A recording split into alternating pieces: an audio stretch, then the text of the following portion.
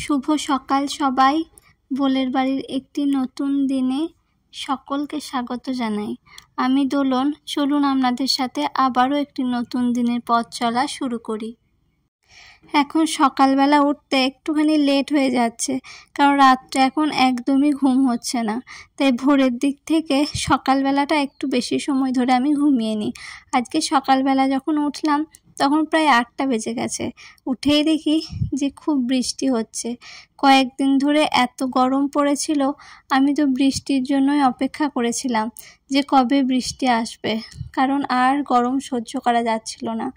তো বৃষ্টিটা দেখে আমার মনটা ভীষণ খুশি হয়ে গেছে আজকে, যে এত বৃষ্টি আর অনেকক্ষণ ধরেই বৃষ্টিটা হয়েছিল। এদিকে মা সকাল সকালই দেখছি পরোটা আর একটুখানি ক্ষীর বানিয়ে দিয়েছে, সঙ্গে আমি একটুখানি কলাও নিলাম। বৃষ্টির দিন, তাই খেতেও খুব ভালো লাগছিল সকালে উঠে পরোটা। আজকে ছিল পূর্ণিমা, তাই আজকে সারাদিন মা ভাত খাবে না। আমি ভেবেছিলাম যে আমি একটুখানি ভাত নিজের মতো করে নেবো আর মা করে নেবে একটুখানি ডালিয়া, কিন্তু বৃষ্টি এরকম ওয়েদার দেখে আমি মাকে বললাম যে আমিও আজকে ডালিয়াই খাবো, কারণ আমাকেও ডক্টর বলেছিল যে ডালিয়া এসব খাওয়ার জন্য একটুখানি সবজি দিয়ে। কিন্তু যেহেতু সকাল সকালই আমাদের রান্না হয়ে যায়, তাই কখনোই আর ডালিয়া করে নিজের মতো করে খাওয়া হয় না। তারপর যখন যেহেতু আমি আর বোলের বাবু দুজনেই থাকতাম, সেজন্য একার জন্য আলাদা করে আর কিছু বানাইনি। কিন্তু আজ ডালিয়াটা আমিই বানাচ্ছি। মাকে বললাম যে আমি সুন্দর করে বানিয়ে দিচ্ছি, তুমি খেয়ে দেখো। এসে থেকে তো তুমি আমার জন্য অনেক কিছু বানাচ্ছ, তো আজকে আমি তোমাকে বানিয়ে দিই। আর গরম যদি থাকে তখন আমার গ্যাসের সামনে অনেকক্ষণ ধরে কাজ করতে খুবই কষ্ট হচ্ছিল, রান্না করতে খুবই কষ্ট হচ্ছিল। কিন্তু যেদিন বৃষ্টি ওয়েদার থাকে বা ওয়েদার ঠান্ডা থাকলে আমার অতটাও কষ্ট হয় না। এদিকে ডালিয়া হবে বলে অনেক সবজি কাটা হয়েছিল। মাকে বলেছিলাম একটু ডুমো ডুমো করে গাজরগুলো কাটতে, কিন্তু মা একদম কুচি কুচি করে কেটে দিয়েছে। সে যাই হোক, আমরা নিজেরাই যখন খাবো তাতে আর কোনো অসুবিধা নেই। এদিকে একটুখানি সবজিগুলো সব ভেজে নিয়ে তাতে ধুয়ে রাখা চাল মানে ডালিয়া আর মুগ ডালটা দিয়ে দেবো। তারপর একটু নুন মিষ্টি আর একটু বেশি করে ঝাল দিয়ে আজকে করব, কারণ এখন এই প্রেগনেন্সিতে যেগুলো আমি আগে অতটাও খেতাম না, সেগুলোই এখন খেতে বেশি ইচ্ছা করে। যেমন আমি কুমড়ো বা পুঁই শাক এগুলো আগে অতটা ভালোবাসতাম না, বা ঝালটাও আমি অতটা খেতে পারতাম না। এখন সেগুলোই আমার বেশি করে খেতে ইচ্ছা করে। মিষ্টি আমি ভীষণ খেতে ভালোবাসতাম, আর এই প্রেগনেন্সি আসার পর মিষ্টির প্রতি কেমন যেন একটা অনীহা সৃষ্টি হয়েছে। কোনোদিন যদি ইচ্ছাও করেছে, মিষ্টিটা নেওয়ার পর অর্ধেকটা খেয়ে মনে হচ্ছে আর খাবো না, ভালো লাগছে না, এরকমও হয়েছে। এমনকি প্রেগনেন্সির প্রথম দিকে আমার এমন অদ্ভুত জিনিস খেতে ইচ্ছা করতো, যেমন তার মধ্যে একটা আছে পান্তা ভাত, যেটা আমি হয়তো কোনো দিনই খাইনি বা খাওয়াও হয়ে ওঠেনি।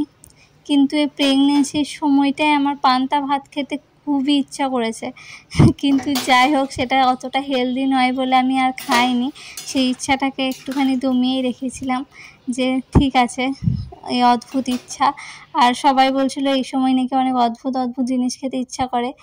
তো আপনাদের সাথে গল্প করতে করতে এখন ডালিয়াটা প্রায় রেডি হয়েই গেছে, দেখলাম সব সেদ্ধ হয়ে গেছে। এবার গ্যাসের ফ্লেমটাকে একদম বন্ধ করে দেবো, তারপর একটু ঘি দিয়ে আমি এটা ঢেকে রাখবো আর একটুখানি আলু ভেজে নেবো। আমার খিচুড়ি যেমনই হোক না কেন, সেটা চালেরই হোক বা ডালিয়ারই হোক, একটু আলু ভাজা বা বেগুন ভাজা না হলে আমার বেশ ভালো লাগে না খেতে। কিন্তু আজকে যেহেতু বেগুন ছিল না বাড়িতে, আলু ভাজা দিয়েই আমি পোস্ত দিয়ে একটুখানি আলু ভেজে নিয়েছিলাম। এদিকে তখন ঘড়িতে প্রায় 1:45 বেজে গেছে। আমার খাওয়ার সময়ও হয়ে গেছে, কারণ এখন এতটা দেরি করে খাওয়া আমার একদমই উচিত নয়। কিন্তু যেহেতু আজকে সকালে টিফিনটা খুব বেশি খাওয়া হয়েছিল, তাই আমার খিদেও পায়নি। কিন্তু এদিকে মায়ের হয়তো খুব খিদে পেয়ে গেছিলো, তাই মা শুরু করে দিয়েছে। আর মা বলছিল যে ডালিয়াটাই এত ভালো খেতে হয়েছে যে আর আলু ভাজা লাগবে না। মা আর আলু ভাজার জন্য অপেক্ষা করেনি। আমি এদিকে একটুখানি ডালিয়ার মধ্যেও ঘি নিয়ে নিয়েছিলাম, কারণ খিচুড়ি হলেও আমি এটাই করি, একটুখানি ঘি আবার খিচুড়ির মধ্যে নিয়ে নিই, তাহলে খুবই ভালো লাগে। আর এদিকে খাওয়া দাওয়া হয়ে যাওয়ার পর 2 ঘন্টা আমি রোজ ঘুমানোর চেষ্টা করি। যদি ঘুম না আসে তাহলে শুয়েও থাকি, কারণ ওই দুপুরবেলাটা একটুখানি রেস্ট নেওয়াটা খুবই দরকার সব প্রেগনেন্সি মাদেরই, আর আমিও সেটাই করি। ডক্টরও আমাকে সেরকমই বলেছিলেন, আমি প্রথম থেকেই সেটা করে এসেছি। আর এখন বিকালবেলা ঘুম থেকে উঠে ওয়েদারটা এত সুন্দর, আজকে যেহেতু বৃষ্টি হয়েছে আবার কিছুটা মেঘও জমেছে, তাই খুব সুন্দর লাগছে দেখে জানালার দিকে তাকিয়েই আছি। আর একটা আপেল কেটে নিয়েছি, যে আপেলটা আমি এখন খেয়ে নেব।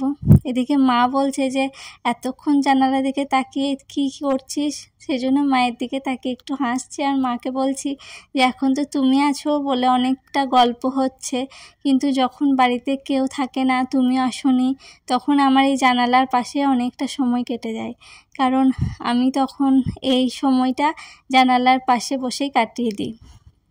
যাই হোক, আজকে রাত্রে ভেবেছিলাম একটু নান করব, তাই আগে থেকে একটুখানি ময়দা দই দিয়ে মেখে রেখেছিলাম আর করে নিয়েছিলাম একটু ঘুগনি, কারণ আজকে বৃষ্টি পড়েছিল বলে ওয়েদার অনেক ঠান্ডা ছিল, খাওয়া দাওয়ার কোনো অসুবিধা নেই। তবে ময়দা খাওয়াটা তো আমার একদম ভালো না, এখন সব কিছু আটা দিয়েই করি, কিন্তু ভাবলাম যে একটু খেলে হয়তো কিছু হবে না, তাই আমি 2টো খেয়েছিলাম। 4টে নিয়েছিলাম ঠিকই খেতে পারবো বলে, কিন্তু আর খেতে পারিনি। আর একটুখানি পেট খালি করেই এখন আমি খাই রাতের খাবারটা, কারণ খুব বেশি পেট ভর্তি হয়ে গেলে রাতে আমার নিজেরই অনেক কষ্ট হয়। চলুন ভিডিওটা তাহলে আজকে এখানেই শেষ করে দিচ্ছি, দেখা হবে পরের ভিডিওতে, ততক্ষণ আপনারা ভালো থাকবেন।